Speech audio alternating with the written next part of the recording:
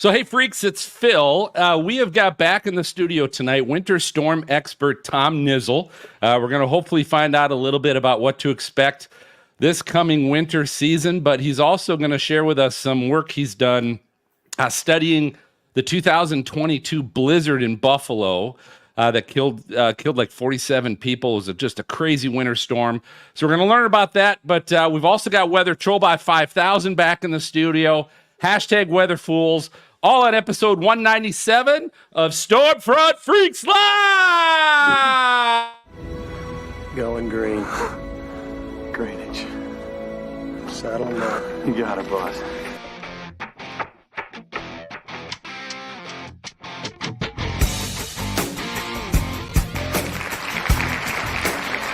Hey, welcome to the most entertaining weather show. This is the award-winning Stormfront Freaks Live. It's brought to you by AMS Weather Band. This is a great opportunity if you're weather geeks like us to get involved with the American Meteorological Society. Even if you're not a meteorologist, you can connect with weather enthusiasts all over the world, as well as 10,000 plus members of the AMS, and you can get full membership for just $12 a year, and you can do that by going to amsweatherband.org.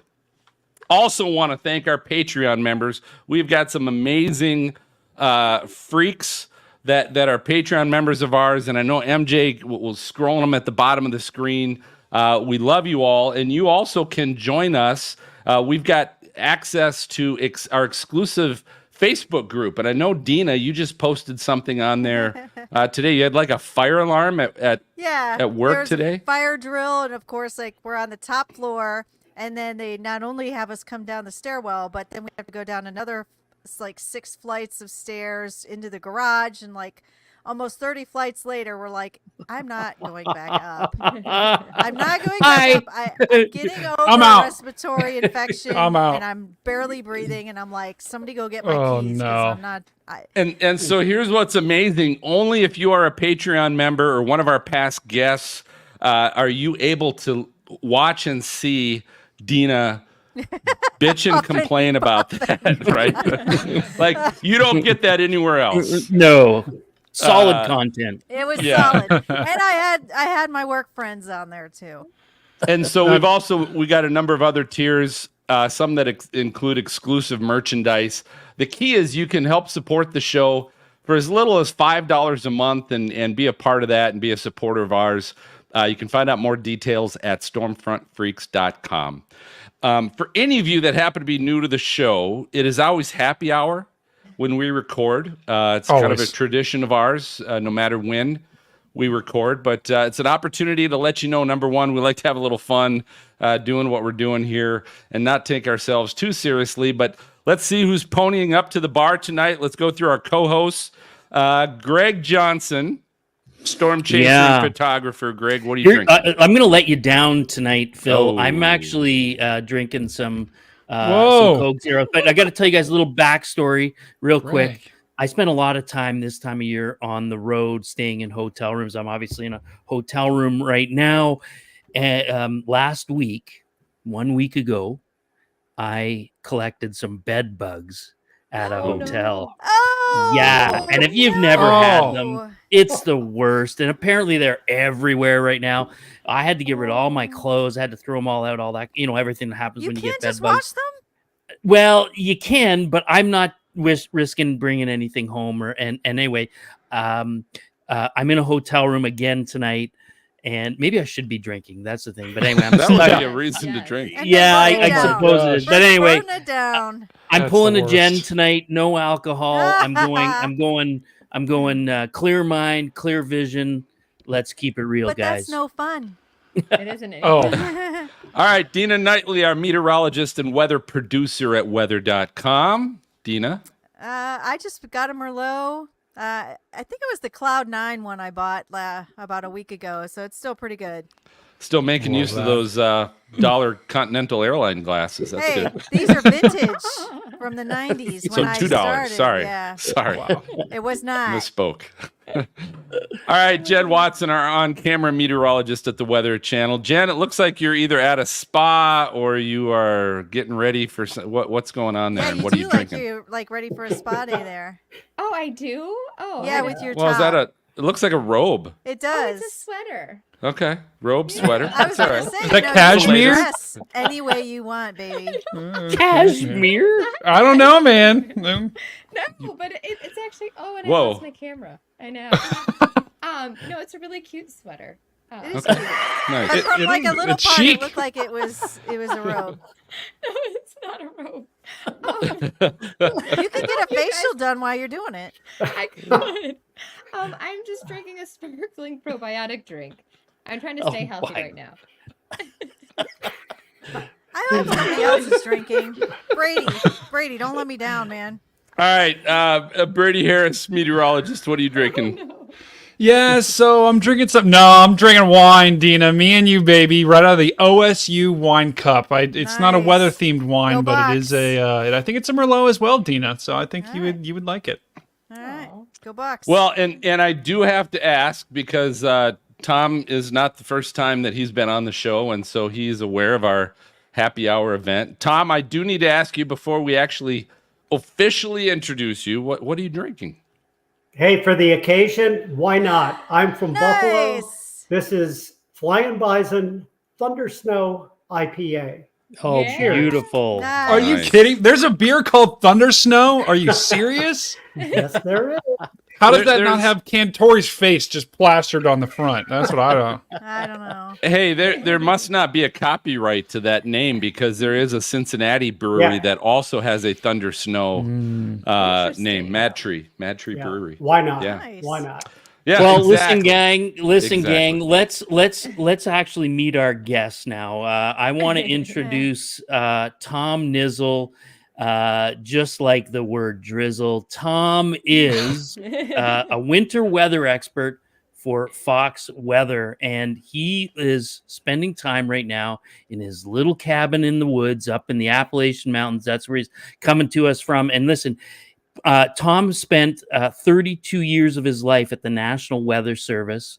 He was a forecaster and then science operations officer, and finally meteorologist in charge of the National Weather Service office in Buffalo. He received his BS in meteorology from SUNY Oswego in 1977. Is that that must be a Baby. Tom? That's got to be a typo, right? 1977. He was a You know- prodigy. He was like a 5-year-old prodigy. That's right. Yes, there you go. Okay, so Tom, I'm going to actually hit you with a serious question to get started. Wow. I know I'm gonna go on the He's serious sober. side. Listen, we've got every year we hear all the hype about hurricanes and the big low pressure systems in the Atlantic, and we've got now these named winter storms coming through, but there just has never seemed to be the same level of hype, the same level of interest. But as your research is going to tell us tonight, they can be every bit as deadly and every bit as scary.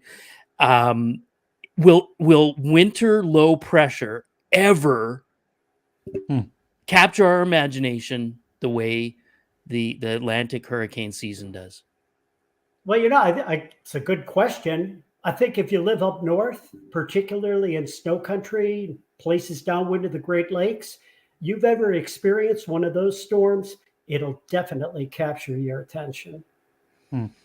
Yeah, I mean, I actually was intimately involved and actually got stranded in Messina, New York during the '93 the big Yeah. you remember the big storm of the century in '93, that winter storm. I mean, I've never seen entire houses buried in snow.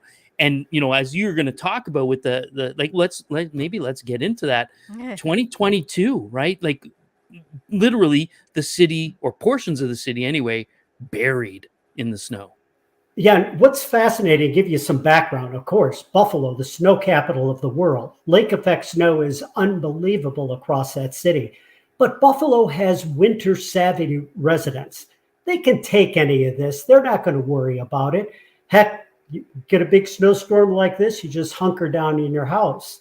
And back 1 year ago, just about to this day, they had a massive lake effect snowstorm in Buffalo. Over a 3-day period, the airport picked up over 3 feet of snow. Wow. A community just south of Buffalo, aptly named Hamburg, New York, they received in a 3-day period 81 inches of snow. Oh That's my insane. Which is unfair. Now, goodness. I want you to put that in perspective, because through that entire event, there were unfortunately 2 fatalities, both of them from heart attacks. Now, that was November, 1 year ago today. 5 weeks later, the National Weather Service began to put out warnings for another lake effect snowstorm. Well, my gosh, we're winter savvy residents in Buffalo, New York. How can this be any worse? I know it's going to be bad, but we're going to get around. We've done it before. But this was one that produced a weather catastrophe. And I've talked about this a lot in my career.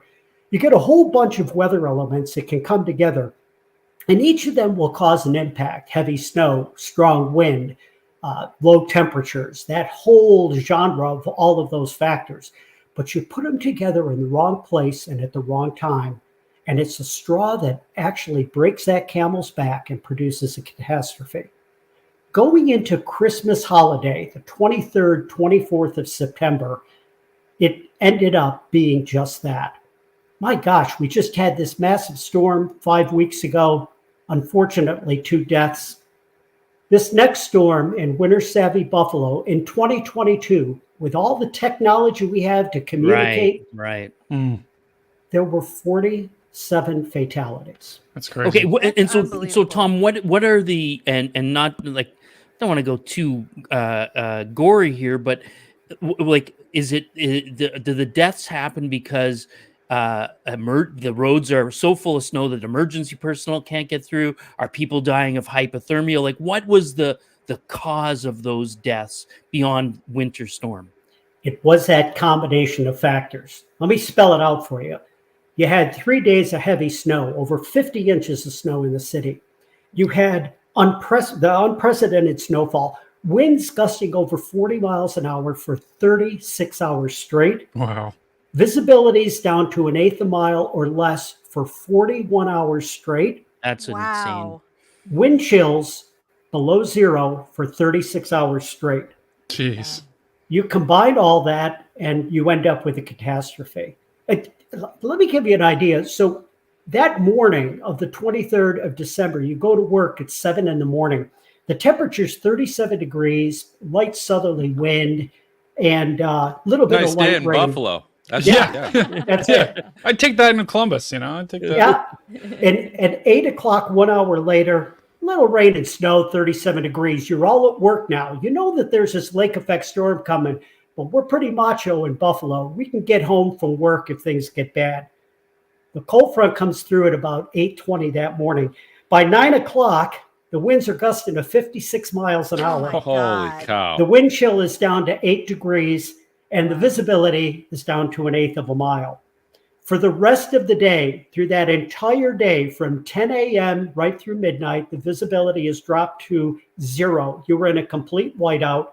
At 8 o'clock at night, the wind chill is down to 18 below zero. Now think about that. You probably wanted to leave work 11, 12 o'clock that afternoon. You get in your car, you start down the road, you can't see anywhere, traffic gets stuck in front of you, and now you were in a traffic jam. You're stuck.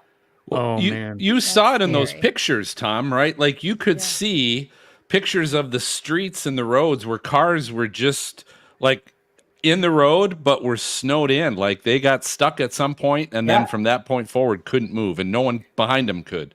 And not only that, you can't get out to go anywhere because guess what? You can't see. You're in a whiteout. Yeah. You're stuck in the car. The snow continues through the entire day of Christmas Eve for 24 hours straight. The visibility at the Buffalo airport was below 1/8 of a mile. The wind chills through that entire day range between 11 below and 26 below zero. If you're stuck in your vehicle, by that time, you're out of gas, your cell phone is dead, Wow. the emergency personnel You're cannot terrified. get to You're you. terrified do? at that point. Yeah. Yeah, you're terrified. And so I found it amazing that this combination of factors could produce this type of result in this day and age. The straw that broke the camel's back, as we talk about this, and I've mentioned it already, was the duration of this storm. Mm-hmm. If it was a 10-hour storm, 6-hour storm, whatever that might be, you hunker down, you get through it, and eventually you get home. But this went on for the better course of 3 days, similar to the most epic snowstorm that had hit Buffalo up to that point, the blizzard of 77. 29 people died in that storm. I never thought we'd see a repeat of that. But lo and behold, we have a whole new generation that hasn't experienced a storm like that. And in today's world, you think that you're safe wherever you go. You've got a cell phone, you've got this car that can get you just about anywhere. But you know what? Mother Nature still holds the upper hand. Which is so crazy to think about, Tom. Like the whole situation. And when you were at the National Weather Service office, I actually read a lot of your scientific papers when I was going through grad school. And one of the things when we see, and we've seen lots of videos about this with how thin and narrow these lake effect snow bands are. Can you tell us how the development of Buff Kit or the Buffalo Toolkit came about and your part in that? And so over the course of my career, working at the Buffalo Weather Office, we constantly were trying to develop types of forecast aids that could pinpoint these mesoscale snowstorms. These are storms that occur on the scale of a summertime thunderstorm. The snow band may only be 10 to 15 miles wide at times. It's amazing. I remember being there in so many events where I would call my neighbor who was 10 miles away from me, and during the daytime, they'd be under sunny skies with green grass, while where I was sitting at that point, the snow was coming down at 3 inches an hour. We had 2 feet of snow on the ground and couldn't see anywhere. Experiencing that type of small-scale snowstorm is amazing. And Buffalo, New York's the king when it comes to that. I've said it in the past, and I'll say it again.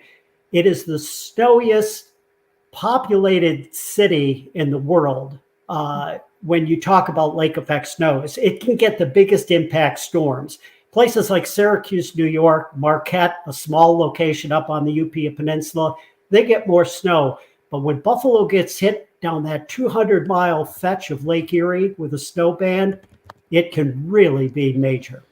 Yeah, and what do you do? I mean, how do you, because, I mean, the people there, obviously, they know, they've experienced lake effect snow, obviously not to that degree before, but they kind of understand it. But when you have a storm like that, else than shutting the city down and literally saying, no one come to work, everyone stop what you're doing, because a mile can make all the difference between you seeing blue sky and half a mile, quarter of a mile, literally, or seeing, 3 feet of snow and being trapped. Like, is the solution to shut the city down? Because small changes, you could shut part of it down, and then all of a sudden it goes a mile north, and the people that are going about their daily lives are stuck. How do So we're recording, right? Yeah, because Brady just had the best question he's ever come up with on this show. Wow, that's remarkable. Way to go, Brady. Thanks, Greg. Sorry, Tom, I interrupted. Go ahead. No, I sent him that question ahead of time. Brady, the check will be in the mail. I got you, Tom. I got you. There we go. What's fascinating is in this situation, as well as other weather catastrophes, the National Weather Service Office of Buffalo did a great job. They predicted the snow from this event. They even told people this could be a once-in-a-generation storm. But here's where you got to think out of the box. I don't know that anybody was thinking, well, once that snow band hits, people will be caught. But they never thought about the fact that, okay, it's going to last for this long. The temperature is going to drop this much. We're going to have wind chills that are going to be this low. And all of that, when you're stuck outside, whether it's outside in a snowbank or in the car itself, that could kill you. And I think in many situations with weather catastrophes, you don't put together and connect those dots to take it to that last step where it actually falls apart and becomes this catastrophe. The Atlanta snowmageddon that occurred several years ago, where they got 2 inches of snow, guys. I was there when I worked it. Tens of thousands of people were stuck on the roads for over 14 hours. 2 inches of snow. But it occurred At 11 o'clock in the morning, on a day when the temperatures continued to drop through the day, through the 20s, traffic went out onto the streets. Everybody panicked, as they do when it snows in the South. The cars went over the snow. The pressure from the tires melted it. Because it was that cold and roads are untreated in the South, it immediately froze up, and the entire city, which is hilly, by the way, turned into an ice rink. It's these factors that come together where the whole is much greater than the sum of the parts that cause weather catastrophes. The Buffalo Lake effect blizzard was one. Atlanta was another one. Think about Texas, Houston, with the amazing freezing rain event that occurred and the power outages a couple of years ago. Again, a combination of factors at the wrong place and wrong time that produced the catastrophe. So, Tom, I don't know if any of the rest of you have seen the images. I remember seeing aerial footage after the big storm in Buffalo, and what was remarkable to me was how you could literally see the band where this is where the lake effect snow was, and literally, I don't know. And this is my question: what is that threshold of distance where you had sort of a nothing event to this catastrophe? How wide was that? Was it half a mile, quarter mile, 3 miles, 10 miles? What was it? Well, the snow band actually moved around over the course of 3 days. So it migrated to the north towns, moved to the south towns across that metropolitan area. But at any one point in time, that band was no more than about, think of this, 8 miles wide. So wow. If you've ever been in that area and you're on the north side of the band, you actually see a wall of snow coming at you. So it really is more like a thunderstorm than it is a hurricane, right? Like it's really like you stated, a meso scale event as opposed to this big synoptic event. Absolutely. It's a large synoptic scale low that sets up the conditions over the Great Lakes. But that wind direction down an elliptically shaped lake, a nice long lake, right, produces this very thin band of snow. And I liken it to when the winds blow across the short fetch of the lake, it's like taking a sprinkler and putting it on the lawn, right? These little bands of snow that are occurring. Yeah, they could produce some snow, but they're not real intense. You take that wind and bring it down an elliptically shaped lake and produce this mega band of snow. It's like taking the nozzle of that hose and turning it so it's that stream. And then if the wind stays out of one direction for several hours, it's like not moving that hose. You just keep it over one area. Wow. And that area is Buffalo, New York. I remember, so Greg, you mentioned that. I remember seeing webcams, like live webcams of Buffalo, where you could see the city and you could see exactly where it was snowing. I think in the webcam and where it wasn't too. It was amazing. I can't even imagine being stuck in my car, not only being stuck in there, but knowing like I'm separated from my family. I don't know if they're okay. They don't know if I'm okay. The cold just killed not only my phone, my battery. Run out of gas. I would see I would probably just start my car a couple times every once in a while, warm it up, turn it back off.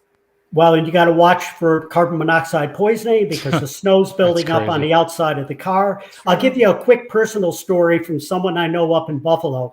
They, although I told them to stay home, decided to take one of their work friends back to her place on the south side of the city.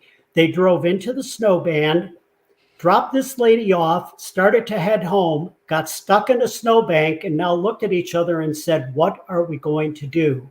Wow. This person knew a realtor, called the realtor who had a house in that area for sale, 1 block from where they were stuck in their car. They got out of their car, got to the house, went and used the key code for the code she gave them, and spent the night in that vacant house that fortunately still had heat, and that saved their lives. I was going to say that had to save their life right there. That's a crazy story. It's really something. And again, I've been in many of these storms throughout my life up there, and most of the storms, you hunker down, you get your food, you get your supplies, and it turns into a party for a lot of people. I was just going to say, you must be a ton of fun at parties. You have your neighbors come over because nobody can go anywhere, but you can walk, in the neighborhood. And I've been in situations where we stood outside in zero visibility, all with our beverage of choice. In some cases, the beverage is freezing after a few minutes while you're out. My there. ass? There you go. What? Yeah, and it's not like you're going drinking and driving anywhere, right? That's correct. Yeah, you're not getting your car to the parking lot. If you've never seen it, have never been in it, I talk about winter as being a surreal world. It is it's that season on Earth where everything changes. It's like being on another planet. Can you imagine coming from the equator and seeing snow like that for the first time? Again, it's like being on another world. I remember being a kid, Tom, and I imagine you have this same experience, right? Being a kid, you got that big dump of snow. You got 18 inches of snow on the ground. You're bundled up in your snow suit from head to toe. You got a scarf wrapped around. You got your gloves on, and you're walking around out in the snow as if you're like a spaceman on another planet. And you're building your. I mean, it really is. You're right. It's a magical time. And I'm so thrilled to have you on the show. You're the best guest this year for sure. Yeah. I don't want to take away anything from any other guests, but Phil, can we just chalk this up as the best show of the year so far? Let's just. So, Tom, I've got a question about has there been any studies, any kind of social psychological study done on that storm yet from people that were trapped in it or were involved to just get the mentality of what were they thinking about that day going into it?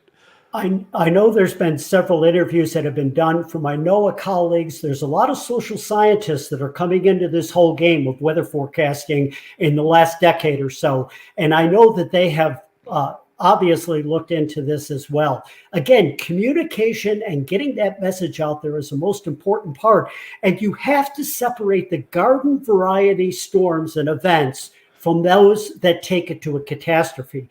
That's the communication that has to occur between the weather agencies, the TV stations, Twitter, whatever it might be, and the public, those who are getting that message. And until we can understand that, we may still see catastrophes like this. And by the way, AI is coming into play now. That's a big buzzword, isn't it? Can you imagine putting societal impacts, the time of day, the day of week, the population, how many cars go out on the road at a certain time of day, and having those programs running in the background that put alerts out for, hey, this ain't a garden variety event anymore. Is that what you think the communication wise could have been a little different going into it? Or did we really know going into it that it wasn't going to be a garden variety storm? And again, my weather service colleagues at Buffalo are the best in the business when it comes to lake effect snow forecasting.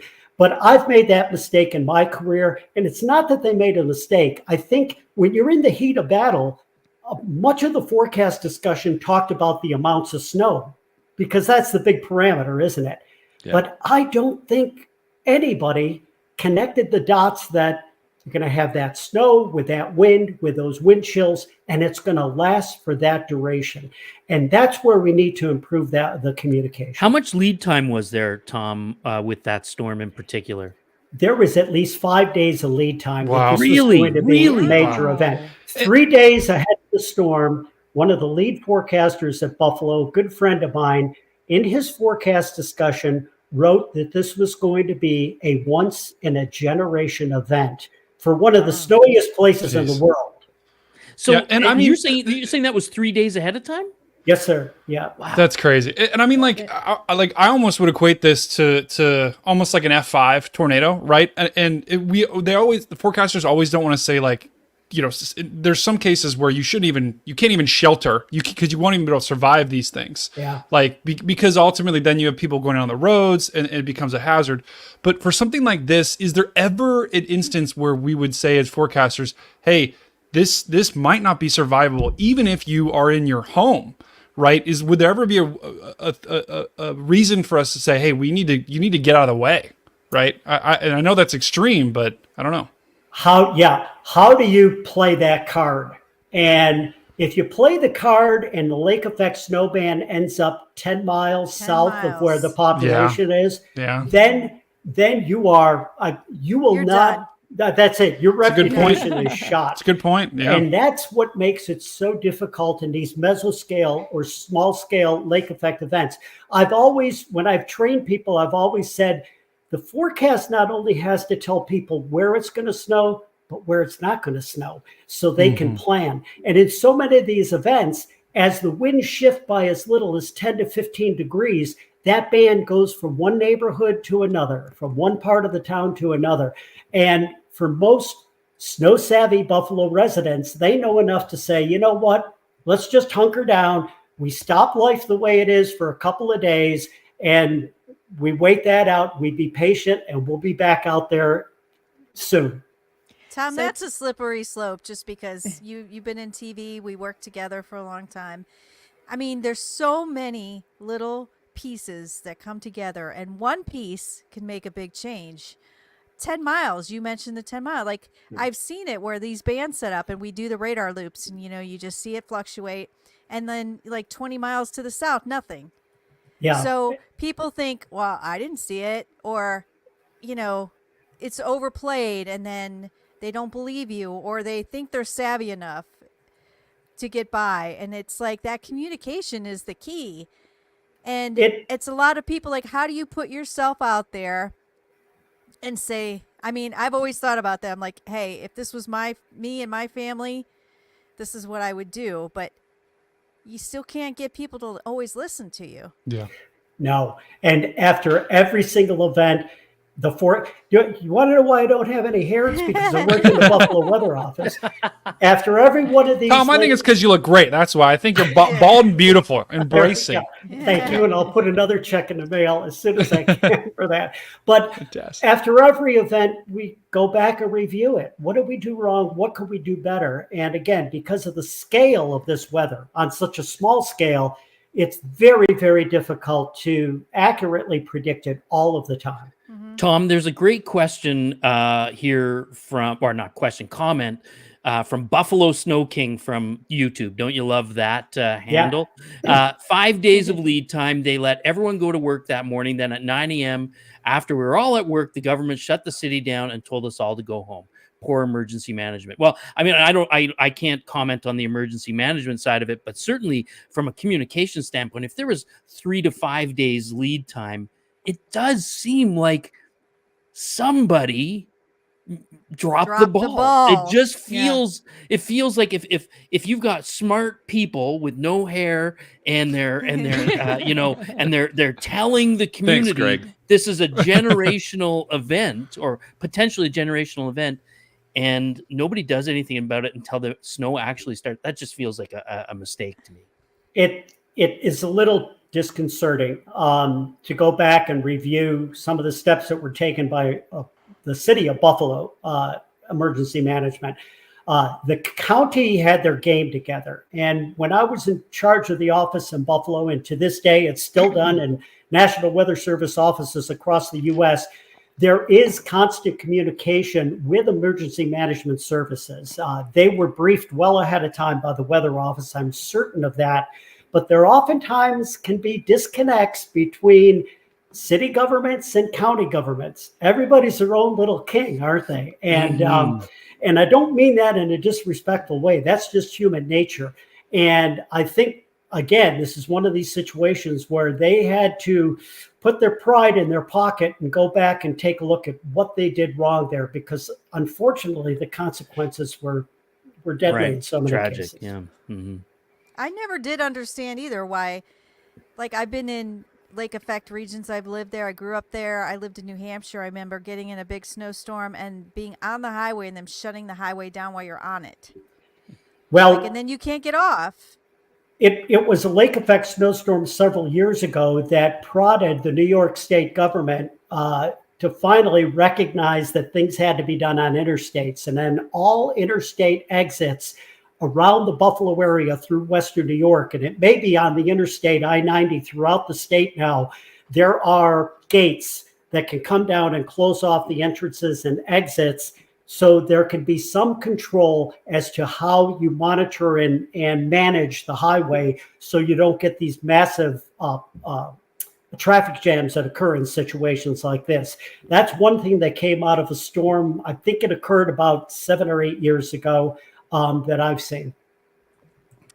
Well, I'll tell you what, we're going to take a short break. We're going to be right back with more from Tom after this flashback of Brady's Storm School.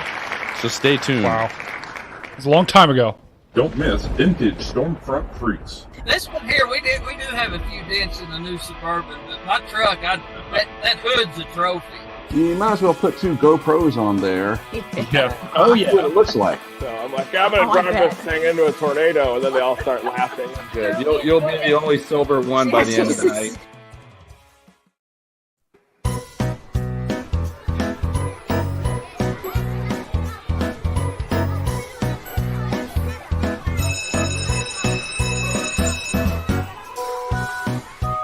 Hello once again, guys. I'm Brady, and on this week's episode of Storm School, we're going to take a look at snow ratios, exactly what they mean. What is a snow ratio? What does that mean for a winter storm? What does that mean for a clipper system that's going to come through? How much snow does that mean we're going to get? And exactly what the precise thing that causes a snow ratio to either be higher or lower. Sometimes meteorologists will say, this system's going to come in, it's going to have some heavy wet snow. The snow ratio is going to be a little bit lower this time, which means we might not get as much snow, or vice versa in other cases. I'll get into that as well. All right, let's get into the Storm School. So what exactly is snow ratio, or snow liquid, basically the snow liquid equivalent? So the average snow liquid equivalent is around 10 to 1, and what that means is for every 10 inches of snow, if you were to melt it, that would equal 1 inch of rain. So take, for example, you double that, and now it's 20 to 1. That means for every 20 inches of snow, that equals 1 inch of rain. So what that means is if you get a storm that comes through, a snowstorm that comes through, with the higher snow ratio, and say instead of 10 to 1, you have a 20 to 1 snow ratio, that means that for the same amount of precipitation, say you're getting 1 inch from that storm, you'll be getting 20 inches of snow instead of 10 inches of snow like you would if you had a 10 to 1 snow ratio. That the same principle applies to if you get a storm that has a 5 to 1 snow ratio, you're going to get less snow than you would if you had a 10 to 1 snow ratio. So that's basically what a snow ratio is. Now, how is it determined? So basically, you want surface temperatures that are below freezing. That's the first criteria, because if you have surface temperatures that are above freezing, then those snowflakes are going to melt as they come through the atmosphere and either fall as freezing rain or melts on contact with the ground, and that's not going to allow snow to accumulate. So you want surface temperatures below freezing. Now the second criteria you want is you want a thick layer of below freezing temperatures for the snowflakes to fall in, specifically at the 850 millibar level. I know this is getting a little sciencey. Hang with me, guys. So 850 millibars is basically above the surface. It's not near the surface of the Earth, but it's not too high up in the atmosphere. It's pretty close to the surface, actually. You want those temperatures to be between negative 12 degrees Celsius and negative 18 degrees Celsius. Now, why is this? That is basically the precise area where snowflakes grow to be their biggest. It's called dendrite growth zone. That basically causes those snowflakes to be as big as they can be and to accumulate as much ice and water vapor on them as well. It has something to do with the saturation, vapor pressure, but we're not going to get into that. If you want to get into that, you can look it up. It gets pretty technical and sciencey. So I'm going to keep it basic here. So basically, you want those 850 millibar temperatures to be between negative 12 degrees Celsius and negative 18 degrees Celsius, because that causes those snowflakes to grow as big as they possibly can. And then you want that layer below 850 millibars all the way down to 900 to the surface to be below freezing as well, so that those snowflakes do not melt. And what kind of storms do you see these types of snow ratios in? You know, if you have, say, a 850 millibar temperature of negative 15 degrees Celsius, you know, you'll usually find those in some Alberta Clipper type systems where it's very, very cold, because that's pretty cold for 850 millibars. So you want those Alberta Clipper systems that bring in some of the very cold Arctic air. That's why sometimes, you know, in Ohio and in the Midwest, you'll see some of these systems that come down that don't have very much precipitation with them, but it'll drop a couple inches of snow because the snow ratio is very high. Now on the flip side, if you get a strong low pressure system coming up from the south that's swinging into, you know, the lower Ohio Valley or off the coast, a bomb cyclone that bombs out, that's from our last storm school, that's some very strong warm air advection that's basically bringing in warm air from the south, not only at the surface but also at the higher levels of the atmosphere, then that 850 millibar temperature will really increase, and that's going to cause your snow ratios to often go, you know, below 10 to 1, even 5 to 1. That's when you get the heavy wet snow that, even though there's a lot of precipitation coming down, it doesn't accumulate as much as you would in a colder scenario. So that's kind of the basic of what a snow ratio is. When you hear a meteorologist say the average snow ratio is 10 to 1, that's what we do usually to make it easier on us as meteorologists and to kind of make it easier on the public. That's kind of the average we usually assume, but there are certain cases where we have to assume other snow ratios because it's just such a different scenario. So that's what a snow ratio is. Hopefully you guys enjoyed it. Let's get back to the podcast. Let's all go to the lobby. Let's all go to the lobby. Let's all go to the lobby to get ourselves a treat. Delicious things to eat. The popcorn can't be beat. The sparkling drinks are just dandy. The chocolate bars and the candy. So let's all go to the lobby to get ourselves a treat. Let's all go to the lobby to get ourselves a treat. All right, welcome back to the show.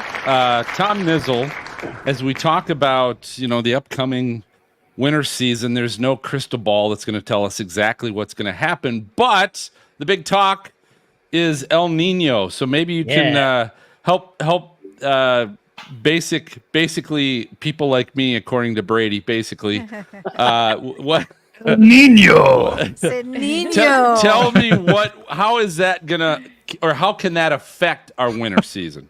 Yeah, it's a great question. And El Nino, it's the El Nino Southern Oscillation. When you talk about El Nino, it's the warm phase of the equatorial waters somewhere to the west of South America. I'm going to keep it simple like that. It's on a very large scale. Damn you, Phil. And with the waters warmer than normal across this large area of the equatorial Pacific, the eastern equatorial Pacific, that has a huge influence on the weather that's produced in the atmosphere in that area, specifically a lot of thunderstorm activity. That thunderstorm activity then has an influence on the jet stream. And when we're in a El Nino pattern, as we are going to be this winter, in fact, not just an El Nino, but a strong El Nino, we see a stronger southern jet stream across the United States. And what that does is it brings more moisture to the south and the southeastern U.S. Now, across the rest of the U.S., it's typically warmer than normal and drier than normal. Typically more of a mild winter for much of the United States. But here's the caveat, and this is where snow lovers like myself like to look at what the potential could be. If you've got a strong southern jet stream in the U.S., it's going to be a lot of weather systems that move across the southern U.S. that eventually will begin to work their way up the east coast of the U.S. One of those juicy systems encounters cold air, and there are going to be cold air outbreaks that will come down from Canada, even in a warm season of winter, in an El Nino season. If you can combine those two together, you can gin up a whopper of a northeastern snowstorm. And we've seen this in past seasons where we've had strong El Ninos across the United States. And so overall, what I'm looking at is the better potential for snowstorm activity that runs from the Appalachians up through the Mid-Atlantic and Northeast. That's for someone who has wishful thinking and is a snow lover. And there is a low down there moving up, but looks like last time I looked, it looked like it was far enough off the coast. Well, what's fascinating... Some crazy stuff in Florida. Yeah, think about it. Over the last several weeks, how many low-pressure systems have come out of that southern jet stream to put rain into the Northeast? New York City went through how many weekends in a row of heavy rainfall? Like 8 or 9? Yeah. And don't forget, it's just not El Nino, that pattern that modulates the winter weather across the U.S. There are high latitude factors that come into play as well. The Arctic Oscillation, polar vortex, the snow cover increase in Siberia during the latter part of October that can begin to modulate the jet stream pattern across North America as we go into the winter. It's an extremely complicated set of factors that modulate winter across the continent.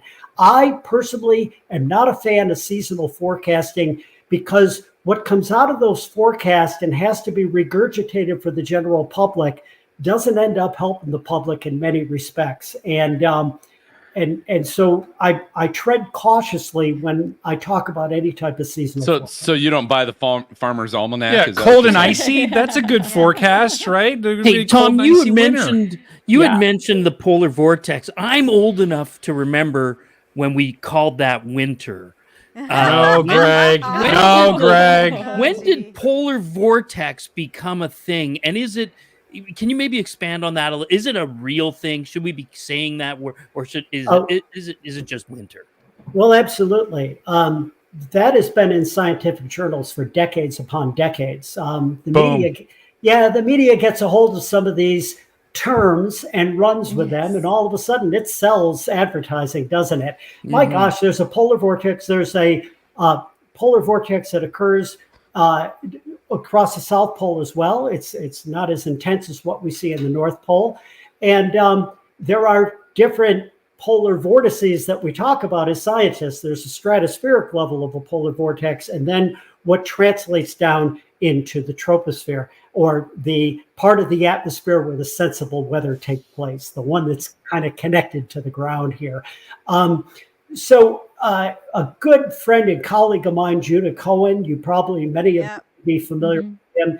He is the guru when it comes to talking about what goes on at these higher latitudes and how these factors can modulate the winter.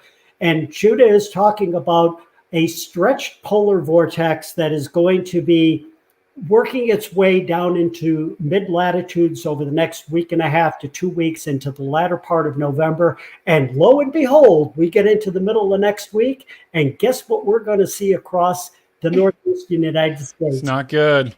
Colder air. That's not good. And even better, lake effect snow. So I'm starting to get anxious and I'm starting to get excited because I get to monitor my favorite type of weather. And it's going to be interesting to see how the winter plays out. And by the way, there's a lot of talk about what happens in the Northeast during El Nino winters. And there are a lot of factors and statistics that state that it's snowier during an El Nino winter along the northeastern part of the United States in many of these situations. But what fascinates me is when you get a place like Washington, D.C. or Philadelphia, where their total annual snowfall is somewhere around 18 to 24 inches, all it takes is one big storm to put that kind of snow down across a city like that. And that skews the numbers, doesn't it? You can have a really mild winter, but all it takes is one storm. People are going to remember that. Oh, right. Yeah, the winter of 09 and 10. Yeah, we had those two nor'easters. It was a terrible winter. 90% of the time, it may have been above normal in temperature, but we're human beings and we deal with things like this. So it's just a fascinating topic to talk about. Now we're talking, Tom. You know, I'm a snow lover too, and you know, we're due. The Northeast is due. Ohio's due. You know, I group Ohio into the Northeast too. Maybe we can get some snow. If you guys get a lot, maybe we could get a little bit too. Because just a cold winter without any snow is no fun. So anyway, Go ahead, Jen. Thanks, guys. I love you guys. I'm going to get a question in at one point, Tom. I really am. So, Tom, you know I'm a fellow upstate New Yorker. I grew up in Rochester, which unfortunately is on the wrong side of where you want to be. I remember when I was a little girl and we'd watch, you know, Buffalo, Syracuse. They'd get all the lake effect snow, and we're on the south side of the lake. So we would have to have that northerly wind to make that happen. But we did have the ice storm of 1991. And I want to talk about ice just a little bit and ice forecasting and what you can tell future meteorologists and meteorologists now about what it's like, you know, the things that you really need to focus on and remember when it comes to ice storm forecasting. Ice storms, in my mind, are the single most impactful winter element that can occur. And it's fascinating when you look at precipitation type in winter storms and how very slight changes in the temperature of that column of air above you can mean everything as far as an impact from a storm.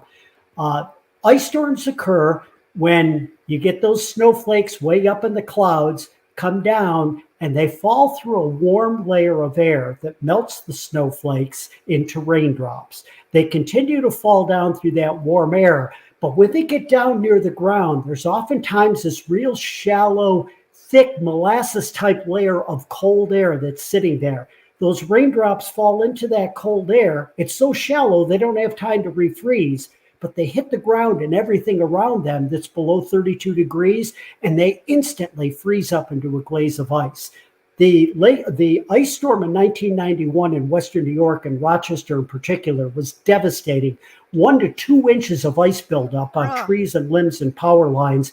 It produced tremendous damage across the area.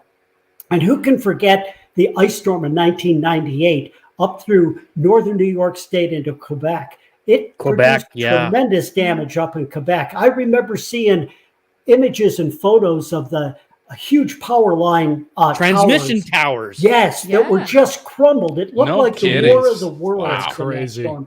Ice storms, in my mind, are the single most impactful type of winter weather.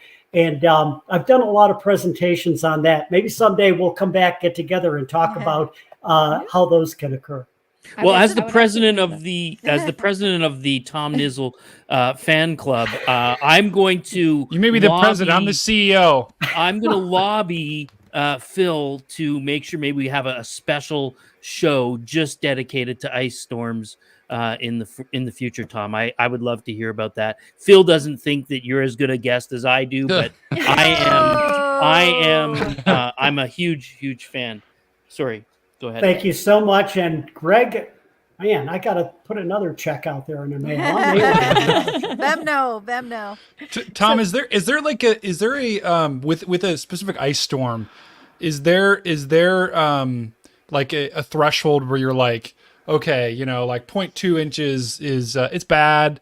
Obviously, it's a combination of ice and wind, right? Because that you know, usually those things, they come together. But what's like your threshold that takes it from like, you know, bad to, you know, catastrophe, like you were saying? In many cases, the National Weather Service warnings are set up for ice storms. Typically, once you get beyond a half an inch of accumulation onto structures, so a half inch of freezing rain comes down, then you bump it up to an ice storm warning. When you get to that level, you begin to see structures failing under that load of ice, tree limbs and power lines. And that's when things get really crazy. Take a look at what happened in Texas a couple of years ago now, was it in February, with that ice event. It produced enough weight on the trees and power lines to bring them down. And then what happened after that, folks? We had 2 days of extremely cold weather. There you go. Duration came into play again and turned an ice event into a catastrophe across that state. All right, make room for Jen, everybody. Jen's got a question. I'm so sorry, I didn't read the chat. Look out. I love you guys so much. I've been trying to get questions in all night. And Tom, I love you too. You know I'm a huge fan of you. We've ice skated together. Next time when you're in What? Atlanta. You guys have ice skated together? Yes, we have. Yes. That is awesome. Yeah, it was epic and amazing. That's right. And Jen, you do a great pirouette. Oh, wow. I try. I really try. And Tom's joking about that because I'm terrible. But I do want to talk about really quick to touch on your snowflake photography that you do, which is absolutely fascinating. Can you just give a couple of tips if someone's trying to take some photographs of the snowflakes? Okay, so if you've never seen a snowflake up close, it is absolutely amazing. And if you have the ability to take something dark, like a dark piece of felt, your fleece jacket, outside on a day where the winds are really calm, so the snowflakes don't get fractured and break apart, and it's cold enough outside to have these little individual crystals fall, put that black cloth down on a surface and get real close to it. Take your iPhone, get right up to it closely, or better yet, a magnifying glass, and look closely at the structures, the amazing sculptures that Mother Nature produces when they make these snow crystals and snowflakes. I've been photographing them for the last 10 or 15 years after I did some work on the original plates from Snowflake Bentley, a farmer in Vermont back in the 1800s that took thousands of photographs of snowflakes. And ever since I got hooked on that, that's my hobby in the wintertime. It's artwork. It is. It's stunning. I love it. So, hey, I'm president of the Tom Niziol iPhone fan club, just so you guys know. Oh. iPhone. Way to go. But, hey, so that is the sound, Tom. It is time for our lightning round. And this is our game show of flashy and brilliant, sometimes chilly questions. I don't know where that came from. Oh God, is this Frozen themed, Phil? Is this going to be like Frozen 1 or Frozen? Okay, thank goodness. So tonight we're gonna play a fun game, kind of good for the holiday. I'm calling this Bloated on Thanksgiving.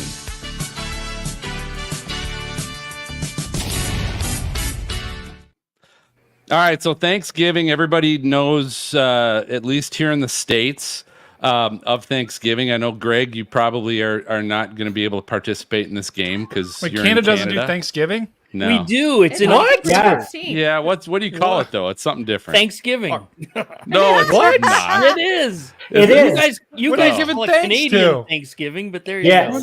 And we all know it in October. We know it in the States because it occurs during Columbus Day weekend. Oh, wow. Okay. A little lesson there for everybody.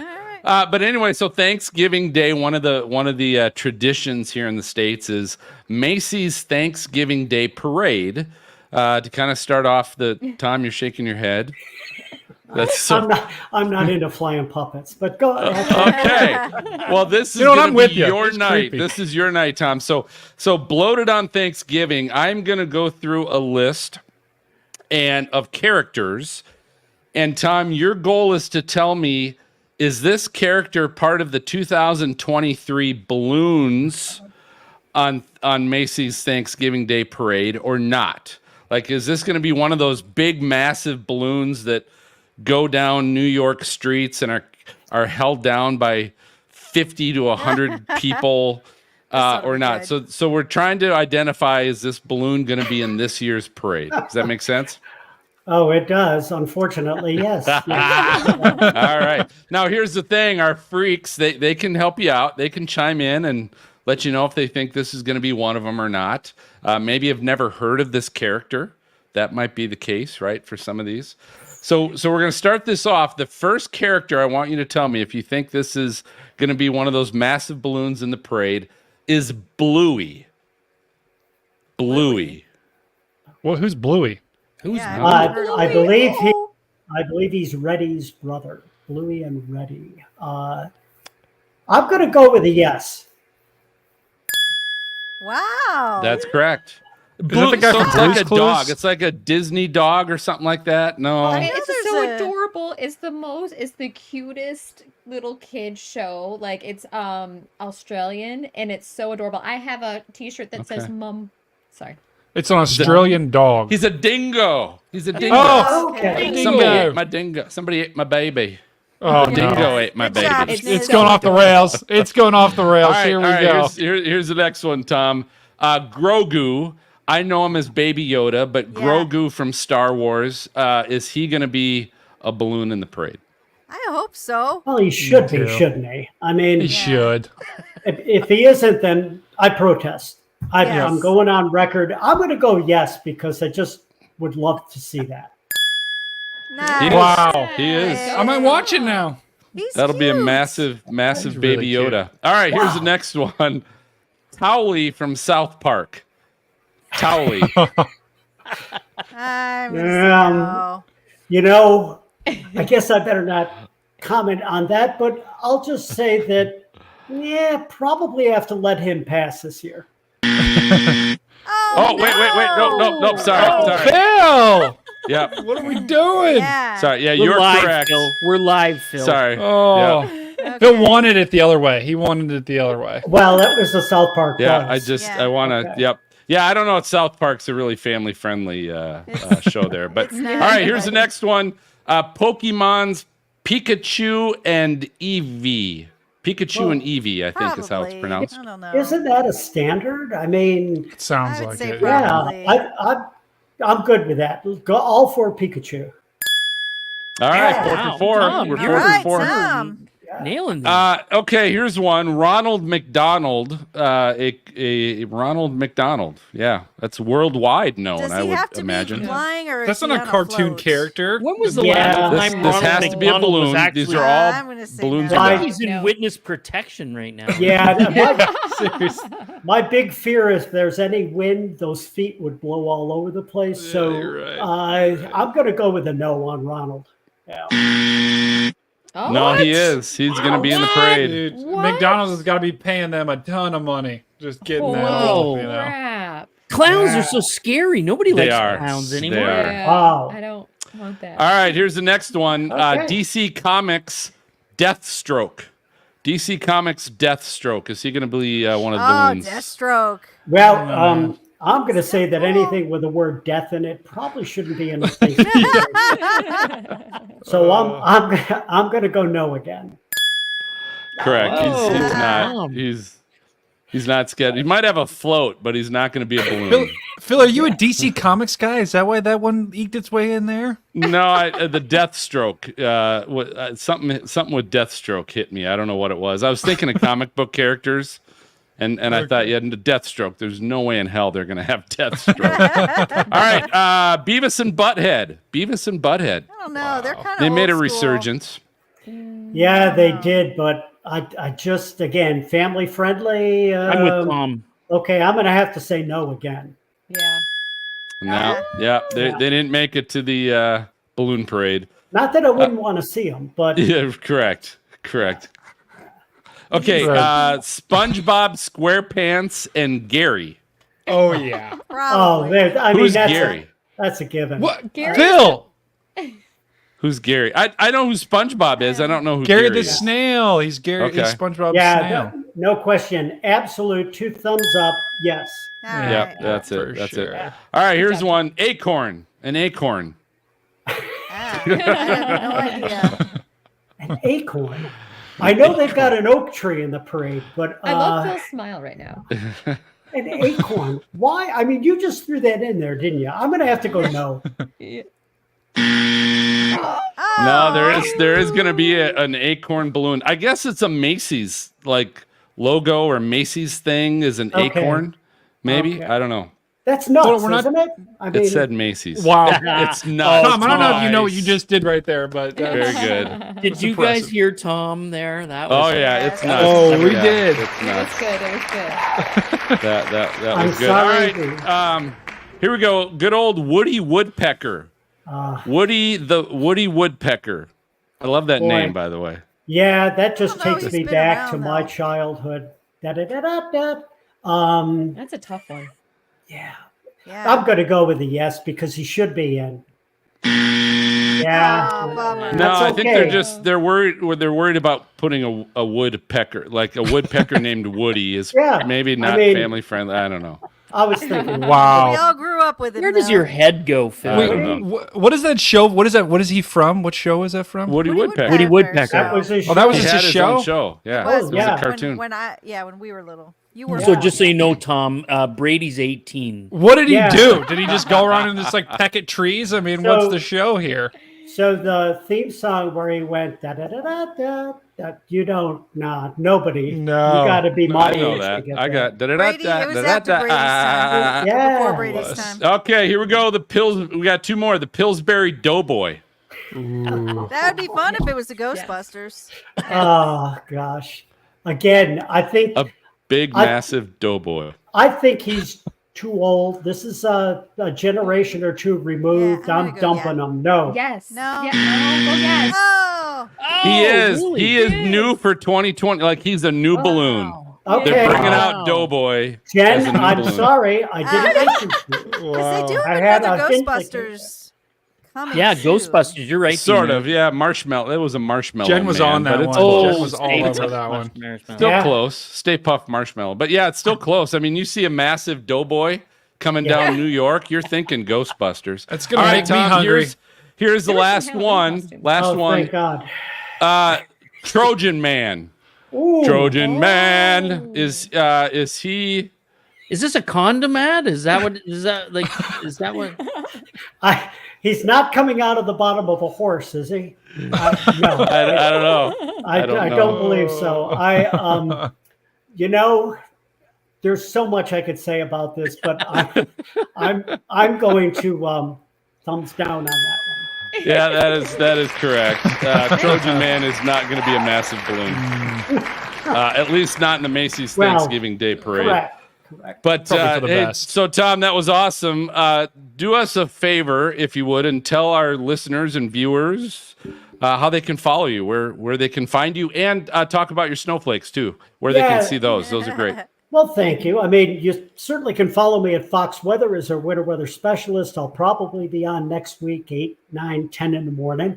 I'll give you a little science and entertainment on winter weather. On Twitter, or what was known as Twitter or X on social media, it's Tom Niziol. And my Facebook page, because I'm still old enough to use one of those, is also just you can search Tom Niziol. And I throw a lot of stuff on there, including snowflakes as they appear this winter, and I photograph them for you all. And even though it's Niziol like drizzle, it's spelled Niziol. Nope. IOL. Niziol. Sorry. Yeah. And That's a good last name. And the last tidbit, the official Polish pronunciation of my name is Niziol. So, dziękuję and na zdrowie. Bless you. There we go. Cheers. All right, so I'll tell you what, we're going to take our final break. Don't forget you can find Stormfront Freaks merchandise this holiday season exclusively at helicity.co. So yeah, Helicity is the dream store for weather geeks. You've got t-shirts, drink containers. You can shop our entire Stormfront Freaks catalog and get our exclusive 10% discount for the holidays when you enter the promo code SFF for Stormfront Freaks.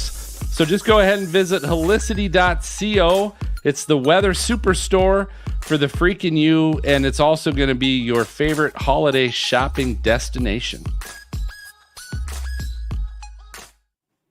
So we're going to be coming back with our hashtag Weather Fools and, of course, Weather Trollbot 5000. So we'll catch you then. Stay tuned. Woo. Tom, you're Tom, amazing. awesome, buddy. Yeah. You did so good. So awesome. Thanks for putting up with me. This is always so much fun. Tom, I you should really- consider should consider a career in media. I may think about that someday, but I can't sing or dance. So I'm going to say this. So before Dan asks a question, my question to you is, what brought you back out of retirement and back at Fox or to Fox? I love weather. You can't take weather out of somebody. When you're into it and watching it all the time, and I'd like the chance to be able to. I can share my enthusiasm for meteorology and the atmosphere and nature with other people. So when the opportunity came along and I was able to do it right from here in this little cabin on a mountain, it's like, hey, it's wintertime. I might as well have some fun with it. Yeah, so I don't know. I know one thing. I get to work with all these young people like I did at the Weather Channel. It's so much fun to do that. And they officially can call me Old Man Winter now. So Wow. I known you were going to come out of retirement, I would have offered you to be a co-host on our show, and we'd talk weather here, but someone stole you, I guess. So. We'll have to wait till you retire a second time, and then we'll ask you. Yeah, thank you. Okay. Thank you. All right, so Dan, you got a question for Tom? So Dan's in Dallas, so winter for him's a little different than winter for some of us, but then great. Yeah, but we do see the polar vortex on occasion. It says hi every once in a while. Yeah. Every once in a while. So I understand that the winter storm warning criteria has changed recently. I wanted to get your input on that. Well, I know I haven't actually seen the details on all of that, but I know adjustments have been made by National Weather Service offices for the criteria. And I think it's probably a good thing in some ways. I do worry about this reinvention of the wheel that often takes place in the government. You go through these processes where you have one type of statement out there for the public, and then you have to re-educate them to something new that comes down the pike. And lo and behold, a new administration comes into the Weather Service and they make changes again. In this case, I think the adjustments are for the good. I think NOAA, National Weather Service as a whole, has gone back and reviewed the impacts that these types of storms can produce in different areas of the country, and then reset the bar, so we might say, for that. I hope that answers your question. Yeah, thank you. Wow. Okay. All right, so Tom, if you could do me a quick favor, we need a new audio plug from you because our old one is pretty old at this point. So if you can just say, hi, I'm winter storm expert Tom Niziol. You can say I'm with Fox Weather too if you'd like. But just saying, hi, I'm winter storm expert Tom Niziol, and this is the Storm Front Freaks. Hey, I'm winter storm specialist Tom Niziol with Fox Weather, and this is Storm Front Freaks. So this whole time I've been saying expert, and you're really only a specialist. I'm sorry. I got demoted, I guess. I was a forecaster in the Weather Service. I became an expert at the Weather Channel, and now I'm a specialist. I don't know what I'm going to be next. No, hey, that's all right. Once you're an expert, you're always an Yeah. expert. That's how it works. You don't all of a sudden not become an expert. We call you, and that's all you that could be matters. Brady and be called a consultant, I guess. Exactly, So it's and always not a know step what up. the hell that means. Yeah, exactly. Yeah, that's it. That covers a lot, doesn't it? Yeah. So Tom, you are welcome to stick around here for our last couple segments that we play around. Or if you got to go, you got to go, and I get it too. I appreciate your time, so it's up to you. Yeah, I'm going to hang in here. Yes. I'm having too much fun. Hang with us, Tom. Oh, it gets better, baby. And It's by the way- Trollbot night tonight. Thank you again. Thank you, everybody. I'm loving it. This is fun. Good. What if I need to get you a new T-shirt? What's your T-shirt size? A medium. Dina and Jen may get that. Keith Carson, remember? Keith Carson's a small guy like me, and it was in between a small and medium, so we called him Smedium. Medium. All right, so like a cotton one would be like a Cotton- medium, maybe, huh? There we go, right there. Yeah. All right, See, cool. Snizzle's pretty built, though. He's got some bulk on him. I'm built pretty. Thank you, Dina. I didn't say pretty. Handsome. I don't want to, he's No, built. you're He's good. got some muscle on him. There you go. All right, Yes, we yes. got so Timothy is still hanging with us. I see in the chat. Bonnie, I think, might still be with us. Buffalo Snow King, Yes. Stormwatch Erie. Oh, King, go on with a crown. Vince's Wear your banished crown. tartar sauce. I saw him for the first time when we had Vince on, and Vince stopped in at least. I don't know. Have if you he's still tried? out Have you there, tried but- his tartar sauce? No. Okay. I can't say I have. All right, so here we go. Let's get ready. So as everybody knows, we will when we come out of break, we'll play the Hank Shima Drive Under the Moon video. And then MJ will play the hashtag Weather Fools video and applause. Brady, you are introducing Weather Fools, so don't forget to unmute yourself and transition out of the video. I have 2 Weather Fools, Brady. No, I'm sorry. I have one, actually. I have one. Sorry. I have 2. I believe you got my 3, MJ? You have 3, yep. And I've got them in that 3? order. Phil's 1. Impressive, Nina's 2. Greggles. Greg 3. Wow. Just like the number of Weather Fools you have. Phil, Dina, Greg. Yep. Mm-hmm. Okay. And then it's all episode 197 show notes at stormfrontfreaks.com. After that, MJ will play the Weather Trollbot video. Dina, unmute yourself so that you can transition out of the video and introduce Trollbot. I've got 2 to share with you tonight. Tom, I don't know if we've had you on when we had Trollbot. I don't remember. I love this is a pretty good one. It's really good, but if you get offended by language, easy. Trollbot's got a dirty mouth. Okay. It does. It does. All right. No, I worked in the. I get offended by language very easily, so it's very hard for me. It's my favorite segment, Tom. All right, so I'll share 2 after Dina introduces it, and then MJ will play the Freak Fanbox video. Jen, unmute yourself so you can introduce Freak Fanbox and the 2 that I sent you. If you could mention those. Yeah, absolutely. Is there And then anything special to say before, like when I introduce No, it's just people that are either sending us email or asking us a question or commenting on social media. We haven't gotten an email in 3 years. Yeah, we haven't. That's true. That's funny. This is all social media stuff. Twitter, Yeah. X. Yeah. Oh So at the end, Jen, just mention and encourage people. Hey, mention us in your next post, and you might hear us on the next episode or whatever. Perfect. Okay, and then I'm gonna close this out. Okay. Beautiful. All right. Sound good? I got to remember, I forgot to mention because Greg jumped into because he's the president of the Tom fan club. He jumped in to introduce Tom before I got to talk about the telethon, so I have to remember to do that. Okay. Oh, darn, So sorry, Phil. as we close, if Dang I it, forget Greg. to say telethon, one of you guys just jump in and say telethon, telethon. And I'll remember. I can lead into that to from the share Freak that. Fan Box. Sure, that's fine. If you want to mention, hey, send us something, and then also Phil, what about the telethon? Yeah, that's fine. Let's do it. That'll help. All right. Any questions from anybody? Dan, you got any other questions for Tom?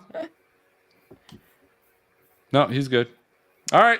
All right. We'll go. MJ, when you're ready. Yeah, we'll send people out and we'll redo the layout, and I'll disappear, and we'll get her started. So hang in there. Thank you, Buffalo Snow King. Oh, we love you, Buffalo Snow King. This is a very I wonder if that's his given name. It's a kick-ass name if it is. It is. Yeah. Sure. I'm gonna name my kid that Buffalo. Although, how would you do?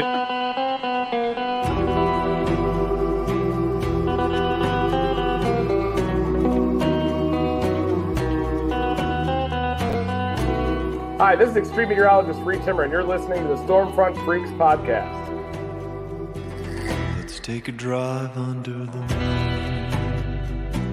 Let's take a drive under the somber sky. Let's take a drive under the moon.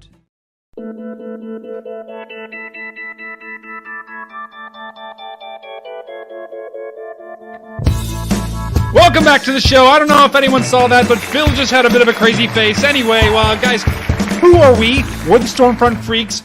What is this segment? Well, this is Weather Fools. Now, for those of you that don't know or are just a little forgetful, what is the Weather Fools? The Weather Fools is us as the freaks. We're going on the internet. We're going on the dark web. Phil loves to say that. Phil is the president of the dark web. I know he hates when I say that, but I'm going to say it every single time.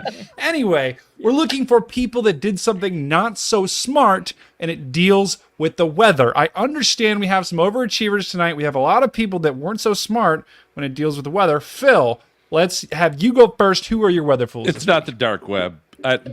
Brady, I don't look at the dark Listen, web you're the for weather president, tools, so but, you tell me. So, hey, this is, you guys heard of Stranger Things, right? I call this Stranger Things Season 5. But this is an upside-down waterfall. You might have seen this. It's coming from the UK, where the wind was so extreme, it was pushing a waterfall straight up in the air, and it was actually an upside-down waterfall. Yeah, A little that's pretty reference cool. to Stranger Things. Yeah. Which is That's pretty cool. I've never seen anything like that before. That's amazing. So water up. Now, What- yeah, what I thank would you. really want to be, Yes. why isn't there someone like standing right there, just like, riding the wave or something, That That's would what be that's another what I would weather do. fool. Yeah, it would It give me would another be. weather It fool. It would be, yeah. It would. I love it. This is nature's weather fool. Yep. Yeah, Yep. I don't know. It's not really someone doing something stupid in weather, but Jen, you've shared some that had nothing to do with weather too. I know, so I I have, figured I Phil, was I have, okay. Phil. I was okay. Phil, I've shared cats before. That's so true. I, Yeah. I think Oh. yours at least was Open outside, game. so that Open game. counts. Phil, Yeah, that's it more than counts. okay. Yes. Mhm. Yeah. Well, Phil, you don't have any more, right? No, that was it. No, this Believe it or one's not. mine. This one's All right, mine, I understand. Dina is next. Dina, who's your weather fool this week? So this is ice on the road, Oh, and this oh my guy was God. sliding, Oh, running jeez. across the road, Oh. and he's almost getting hit. Like at first, I thought this my guy That looks like was big. Greg. That looks like Greg. God. Go back. Oh my god. Go back. God. You gotta watch this because this guy's. I don't know why he got out of his car, but you could tell the road is real slick. You know, you can kind of see the sheen off of it. It looks like But- he's That's wearing Greg. a mask. I know, It looks like he's it wearing a looked white mask. And this was like right before Halloween, so when I first saw it, I'm like, is this like some guy trying to be like Michael Myers? Yes. But it then I'm looks like, he literally almost gets killed. So That's We That know runs where like this Greg is. too. I'm telling you, that's Greg. That is literally know Greg. where Go this back, is, Dina. Dina? I swear. Oh, look at these! Everyone's crashing everywhere. yeah, What they're is sliding going? all over. Oh and my it's, God! What was that guy thinking? I don't Getting out know. of his car. I don't Oh know my Someone's why. dash cam caught all of that. Now finally, oh my god, look at that. Yeah, it's ludicrous. you got to watch this video. So yeah, Greg, it's- where it's were you good. on October 22nd of 2023? That's what I want to And know. of course, everybody loves Texas. You know, they get cold, they get crazy, and everything's likes bigger in Texas. Texas. But yeah, is this Dan? Oh, that might Yeah. be Dan Wallace right there. So Look it's at one of that. those like, swamp boats with the fan, Hover boats or whatever. hover Yeah. boats or whatever, and he's just going over the snow and the ice and the road. I mean, and it's funny because you can kind Brilliant. of see him kind of like It is moving, brilliant. trying to move the. I don't know. How I does guess he he's- steer though? I think it's his back. Yeah, But it he's moves the steering wind, it, I guess. Wow. But that's got to be That's cold too. It's awesome. not That's like a you have that's a storm windshield. chase vehicle right there. Yeah. Winter storm chase Winter vehicle. storm chase Yeah. That's vehicle. amazing. You're just straight line chasing. You're not going to make any turns. You just got to find a nice east-west road and hope that tornado doesn't move. That's awesome. This is fun. I thought it was cute. I like. Okay, this one, guys, is a video I found from the Weather Network up here in Canada, and this is a video out of China. And obviously, you got some strong winds, you got ice covering the road, and this is taken from parts of this are taken from a university or a college campus in China somewhere. Of course. What College you'll kids. love here is that people are literally trying to walk down the sidewalks, and the wind is so strong it's pushing them backwards. And On the if they icy can- That's so sidewalk. cool, yeah. though. That's cool. Yeah, it is Oh my cool. God. But they still have backpacks on. these guys. guys are Look getting at pushed that guy. backwards. Look at that. You Where's wonder if that they even one think kid it's with cool. shorts and a sweatshirt and cries? You know what, Dina? That was me in college. That was me, man. Oh, I remember, Brutal. Phil, there was one that you showed one time where it was wind like that somewhere, and there was a guy, it was in the southern United States, and he's got, remember he had the American flag Yes. on the, he was holding It the was flag on the up in his, beach or something in like his that. shorts. Yeah. Yeah. Pretty funny. Yeah. He was that great. headbanging too. Remember? Yeah. Yeah, I think he was. Yeah. Yeah. Okay, so this next one is this time of year, as Tom knows, this happens all the time. Most common reason in emergency rooms. That hurt. That hurt. Guy me just steps looking out at of the him. house and he slips on the stairs. Yeah, weather fool. This time of Oh year, no! you Is just that an old lady? you got to test it out Oh my first, God. baby. I'll tell you Oh. what, dash cams and doorbell cams are some of the best Yeah. inventions for weather fools ever. yes, they are. Oh. Like that. Tom, have just you ever looked slipped like that? You ever so slipped like that on the ice? Ever had a spill? It's yeah, I have, and it's I've talked about this. The first step out that door in these icy mornings will take you to the emergency room. So you better watch that forecast carefully. I have some friends that work in emergency. Looking at them. Yeah, I got friends that work in emergency rooms, and they'll say this time of year, the most common reason people end up in emergency rooms, broken wrists, broken arms, sore backs, and all the rest of it is slip and fall this time of year. So check it out. Be safe out there. Now, this one, I have no idea where this comes from, but let's talk about potholes for a second. I know that you're not going to drown in a pothole, but turn around, don't drown. Everyone knows you see a pothole full of water. You take it easy because you don't know how deep that hole is. And as this video will, guys, I watched this. I watched this on repeat for about 30 minutes. Oh, motorcycle! Motorcycle with an umbrella. Oh my God, that's amazing. Who's the guy filming it? Why isn't he stopping them? So Brady, that's the best video. Brady, the best part of this video is in the comments. Somebody's like, "Nice, what a jerk that he instead of filming, you could have gone out and put a sign up saying slow down." This is the same guy that in winter weather knows where the slipperier corners are, and they just set up their camera on the corner and they just film everything, and it's like, oh my God, are you kidding me?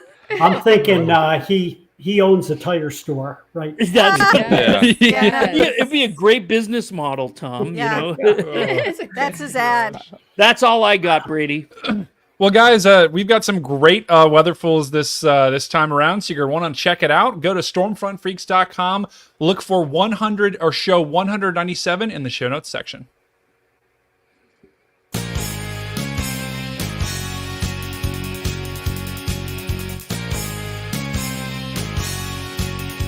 Weather Trollbot 5000. This is the one segment in our show. And to give a little background, Phil had been out at a garage sale and found this little robot. And who knew this thing had Wi-Fi, could search the web, and finds all these like little nasty notes on social media that people send our friends. Like, some like our favorite friends on air, especially, they send out a tweet or something about the weather, and then some a-hole has to send something nasty back. And so Trollbot, really what it does is it analyzes the reply from our nice, sweet, kind on-camera meteorologist and then says what they were actually thinking instead. So Phil, who did Trollbot zero in on this time? So Weather Trollbot was Trollbot 4000 when we bought her at the garage sale, and with all these upgrades you mentioned, we upgraded her to 5000. So here's what we got tonight, ladies and gentlemen. Both of these actually came not from Trollbot, but from one of our followers, Fuzzy Mickelson. Shared these with us, and so we thought these would be great to plug into Trollbot and see what our weather friends were really thinking. But this first one is Candy Aravet. She's a meteorology student and an intern at KOTA in Rapid City, South Dakota. She had I don't know if this is Facebook or Twitter, what this is, but comes from Brian Holden. And Greg, as you know, right, you leave your name out there, we're going to throw you under the bus. Yep. If you're going to be a dickhead, we're gonna throw you under the bus. Especially the intern. Come on, guys. Yeah. Like, what are we doing? We're going to call Brant to find him too. Find this guy in Rapid City. Yes, a good point, Dina. Good point. So Brian Holden says, "You are overweight, not a healthy lifestyle." Oh my gosh! Wow.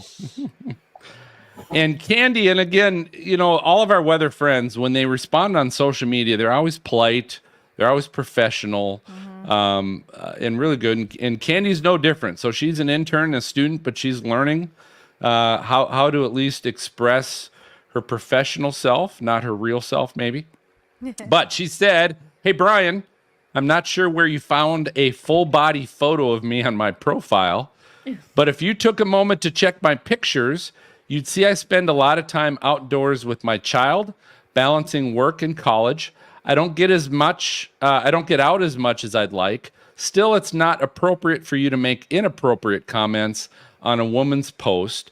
Let's aim for better respect. Thank you. Wow. That was Great. beautiful. Wow. That was nice. Well done. So, Tom, I don't know if you're familiar with Trollbot. This might be a big slap in the face for you here as far as a welcome to Stormfront Freaks after hours. But what we do is we plug this into Trollbot. Like we're going to plug all this into Trollbot.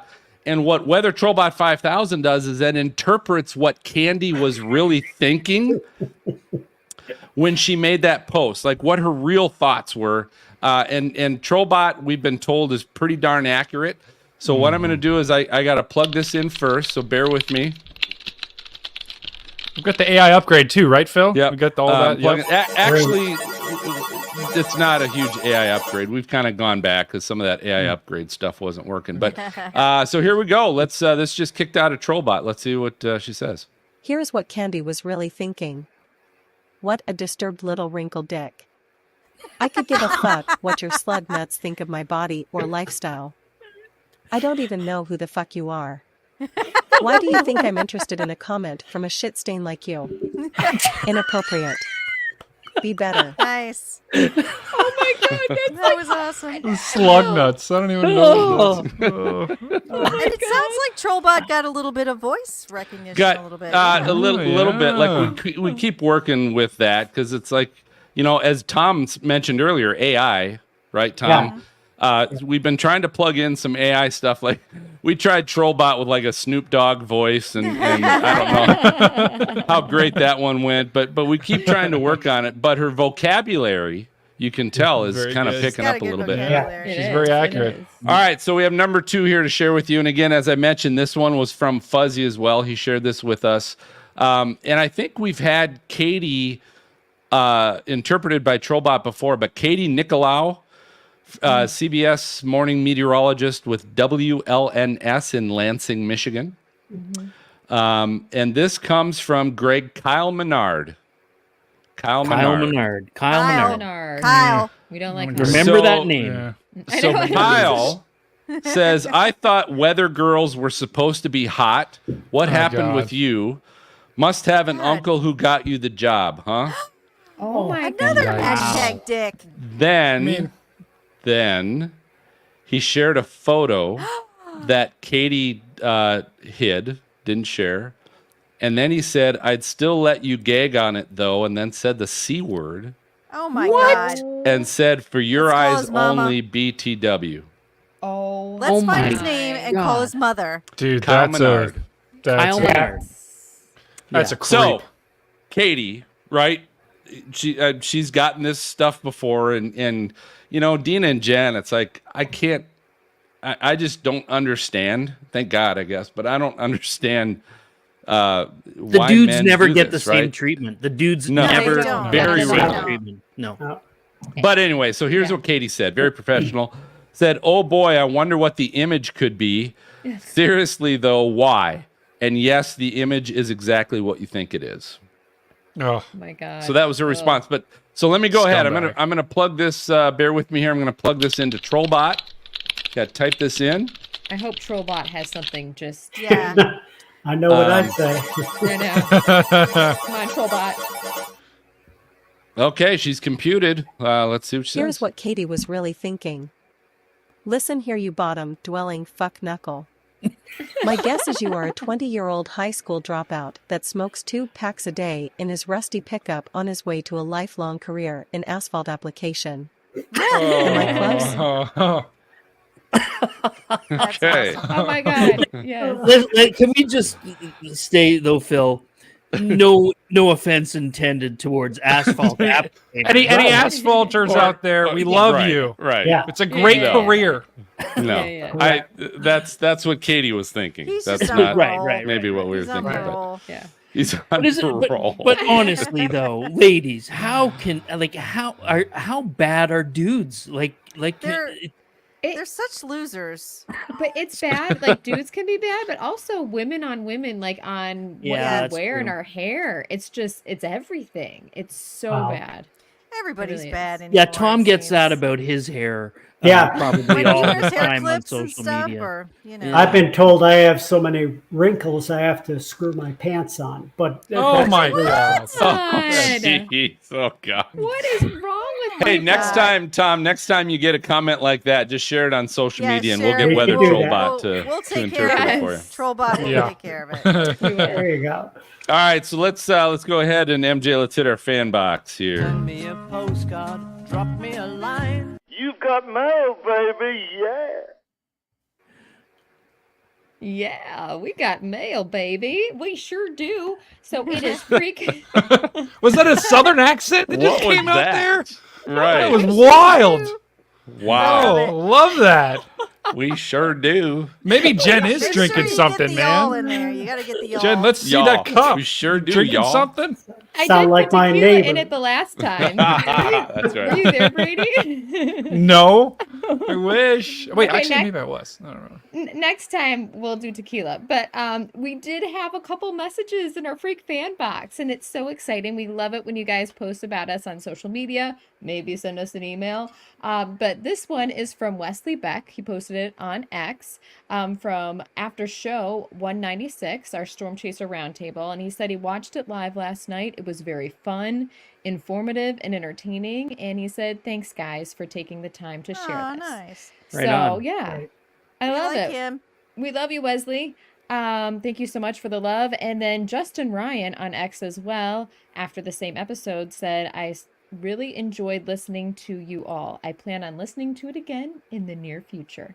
Justin Ryan, we appreciate nice. you as well. You are awesome. And That's nice.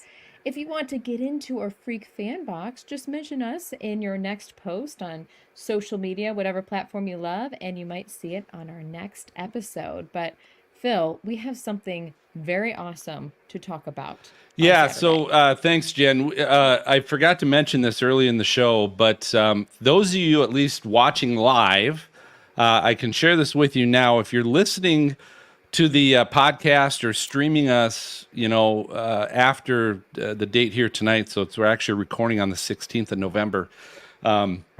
You might miss it, but you're going to be able to go back and stream it. We are hosting, it's called the Weather Pods Disaster Relief Telethon.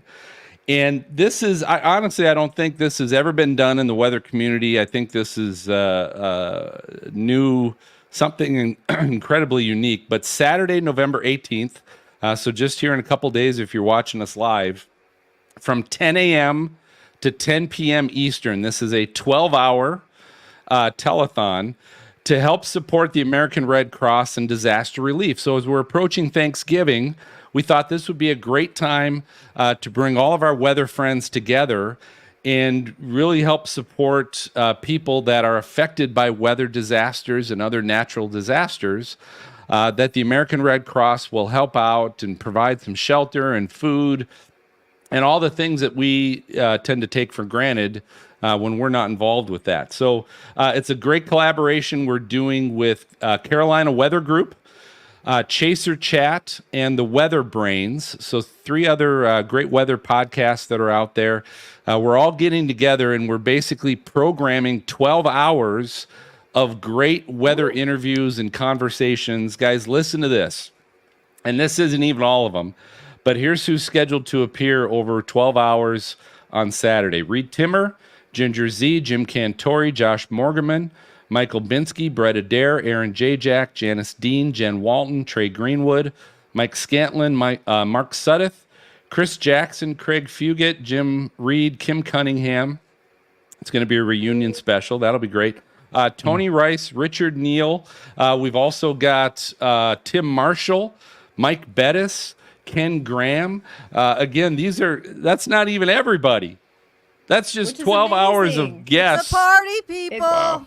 It's going to be awesome. So this is going to be outstanding. We're really looking forward to this and supporting the Red Cross. So tune in. You can find it. You can basically check out all of our social media accounts, especially Twitter. We are going to be streaming this live. All of the podcasts are going to be streaming it live on their YouTube accounts and social accounts. Stormfront Freaks will be streaming it on our YouTube account. If you're watching us now, this is where you'll see it. We're also streaming it live on Facebook and Twitter, or X. So our Stormfront Freaks account's there. You'll be able to watch it all day Saturday. And there's also going to be a Red Cross site. The key is, folks, is we're bringing all these people together to give, because these are people that want to give their time to support the Red Cross. And the whole focus, right, is that we're supporting the Red Cross, an opportunity this Thanksgiving to give. So hopefully you guys will tune in. Just leave it on, all day. Put it on your TV, put it on your laptop screen, your phone screen. Take it with you wherever you go throughout the day, because I guarantee you it's going to be some fun, great stuff, and all our freaks are going to be able to join us at some point throughout the day as well. Phil, are they going to have any water or like whistles, like the water packs, or like any? Is there going to be whistles provided? Is that how that's going to work? For those of you that don't know what Brady's referring to, I don't recall what episode that was, but it was a long time ago. It was a long time ago. It was a long time ago that Brady was reviewing the weather or the emergency tube, the Red Cross emergency tube, and it came with a little pack of water, and he actually tried to drink the water and it spilled down his chin. Yeah, He has a drinking problem. He said it's not really Brita quality, but it's not bad. And then he tried to use the whistle. He's like, it didn't work. The whistle would not work. And I was like, what's the Silent error. if we're in an emergency and I can't blow my whistle, what's going to happen? He wasn't quite sure what to do. But anyway, so we're really looking forward to that. Hope you can join us. And that just about does it for this episode of Stormfront Freaks Live. Thanks for tuning in, and do us a favor. If you like our show, hit that follow or subscribe button and help us get discovered by sharing your favorite episode on social media. That's always a big help for us if you like what we do for you. Freaks, let's go around and find out how people can find you as well. Dean, I'll start with you. Instagram, X, all of it is LadyPilot70. Nice. LadyPilot70. All right, Jen Watson. Instagram and basically everything TikTok. It's Jennifer Weather, except for X. It's JWatson_WX. And they can find you at whatever spa you tend to hang out at a lot. You've got that. No, but you got that white chair too. That high neck white chair. You should have ended it with one of those masks. She's having her nails done right now. She's getting a pedicure. All right, Greg Johnson. Tornado Greg on social media, and cameraeasy.ca if you want to learn how to use your fancy digital camera. Nice. Very good. Brady, for you? Mine's at Brady Harris WX, but you know what? After hearing Greg's, I might change mine to at Tornado Brady. I mean, that's just, you can't get much better than that, I like Tornado Brady. Cool. That would be good. That'd be good. All right. Hey, special thanks to Tom Niziol. Thanks for joining us tonight. We had a lot of fun. Yeah. Tom, you're awesome. So epic. We missed you, Tom. Yeah, and truthfully, when you decide to retire a second time, let me know, because we're honest to God, we'll bring you on as a co-host. You fit our group very well, so I think it would be fun. Thank you. Yes. Thank you. You guys are great. All right. So I think that does it. So for Dina and Brady, Greg, Jen, Tom, and we got MJ and Dan in the green room, I'm going to signal the all clear, and we'll catch you next time. Good night, everybody. Good night. Peace. Bye, guys. Oh my God, it was.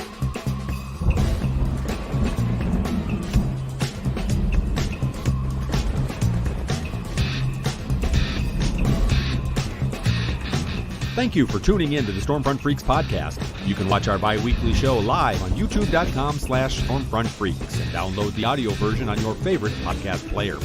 For links to our Patreon team of exclusive benefits, show notes, past shows, new videos, merchandise, and more, visit our website at stormfrontfreaks.com.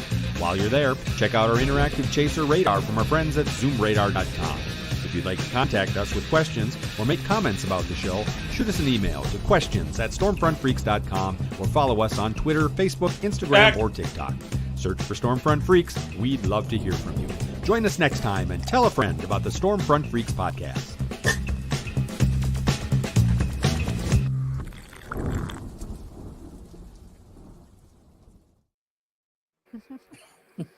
Tell them about Stormfront Freaks. Be nice and tell us we're pretty. Tom, thank you again. I appreciate it. So we're actually recording a week early because this official date would actually fall next week on Thanksgiving. So the audio podcast will get edited. I can't talk here. I've had too much captains. And it'll get posted the Thanksgiving weekend is when the audio version will be posted, but this video one will be out there in the public now. So great. Thank you, everybody. It was wonderful. Tom. Hope to see you all soon. Oh my God. Tom, I hope you get a lot of snow this winter, okay? As one fellow snow lover dealer, I hope you get a lot. Oh, thank you. Thank you. Or just come up to the Mount Washington with us. Washington January. Oh, that would be great. I know. Thanks, Tom. All right. Thank you, appreciate everybody. it, Tom. Have a good night. Thank you. Amazing. Bye. Oh my God. Tom's my favorite. Hey, Jen, I do want to tell you, thank you. When you moved your mic, that did make a big difference. It was better. Yes. Okay, good. Perfect. So if you can try and plan on that moving forward, you sounded great. So good job. Awesome. Thanks, guys. Yep. Was I louder today? Brett and Brady, you too. I should have mentioned that too. So I whatever turned my you did mic. different. I found a setting. Then I realized my mic volume was down, so I put it up. So. Yep, that was good. And I'm getting a new apartment in like a month, so I'll have my own room where I can actually have my green screen in the back. So you're moving out of your underwear? You can tell me later. It's literally in the same building, so it just has another when bedroom. Everyone when they turn 18, they got to move out of their parents' house. So good for you, Brady. It has a second bedroom, so I'm going to make it into an office where I can actually not have a bed right next to my desk. So we don't see your dirty underwear in the background. Exactly. Oh, I love it, Brady. That's exciting. Nice. Good for you. Yeah. Hey, have you guys started packing for Mount Washington yet? No. I did just. I talked to, just so you know, I talked to Serena, texted me today. So she's been working on a hotel the night before.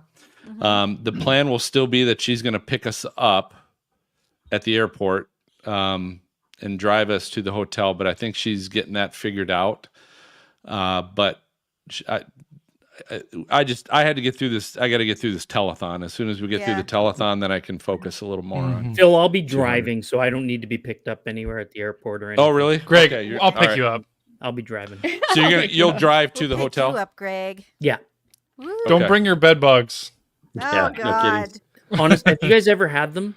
Anybody? No. I have. Yeah, in college I had did. scabies. Is that complete the same nightmare? thing? No, it's a complete nightmare. So here's the thing about bed bugs, guys, is that about 70% of the population will get a bite that kind of like a mosquito bite lasts for a couple hours, and that's the end of it.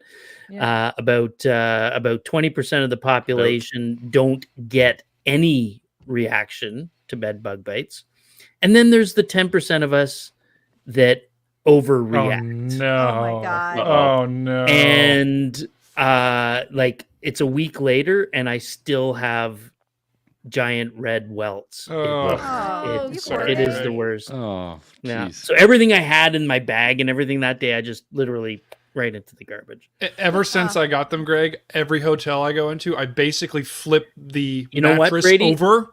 Brady, I actually check every mattress in every hotel I go into. It was fine, brand new mattress. Yeah.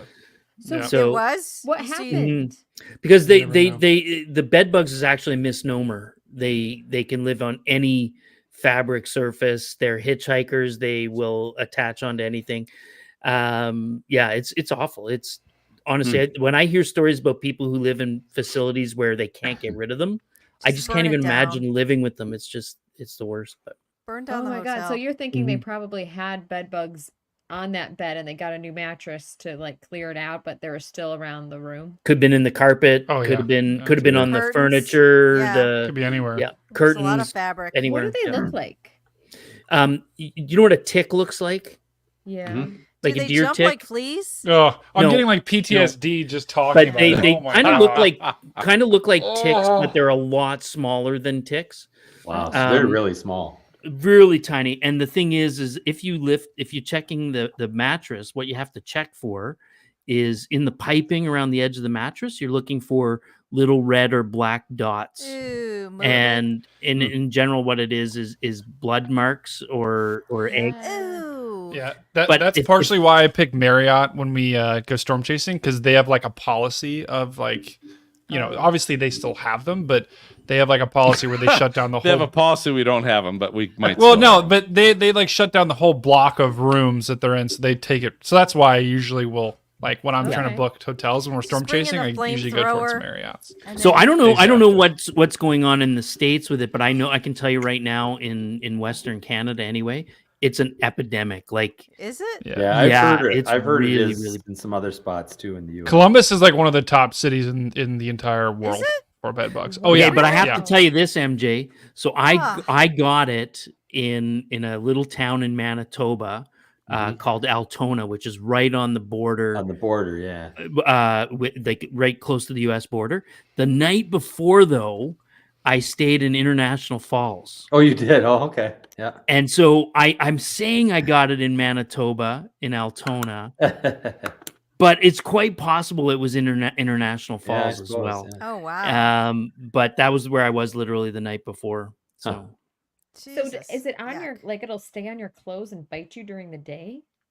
Like, I don't know, Jen, about that, but what happens? Jen, it'll infiltrate your soul. I mean, that's basically what it is. Well, what they do, they're called hitchhikers, and so like if you take your clothes, if you take your stuff out, like even my bag got thrown out because if you take that stuff and then you put it in your car, now you potentially they're in your vehicle. Yeah. And then you take that out of your vehicle and then you put it in your house. Now, like they just are very, very. Yeah. Now you don't clean clothes in your vehicle. Now those are cut right. The only alternate to what Greg did, because I did this too, you have to basically live out of plastic bags for 4 weeks. Yeah. Where like you literally take your clothes off and put them in a bag, put them in the dryer, and then take them out and literally keep them in a plastic bag for just like you're literally living out of plastic bags for like 4 weeks Until they die? Is that what you're doing? Yep. Yep. Yeah.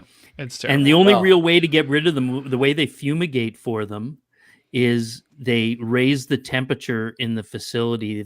If you get the temperature up to a certain temperature, whatever, it kills them. Mhm. And so they literally put like heaters and stuff in the rooms, and it's an insane. It's like I can't even imagine how much it would cost hotels to deal with them. So I certainly don't blame the hotel. Just burn the hotel down for it, but yeah, it's bad. Well, now that we've given a great lesson on bed bugs, we can say goodnight. Oh shit, we're still live. Online audience, that's right. Yeah. So good night, everybody. Thanks for tuning in, everybody. You got your lesson on bed bugs from the All freaks. right. Sleep Good night. well. From the freaks. That's funny.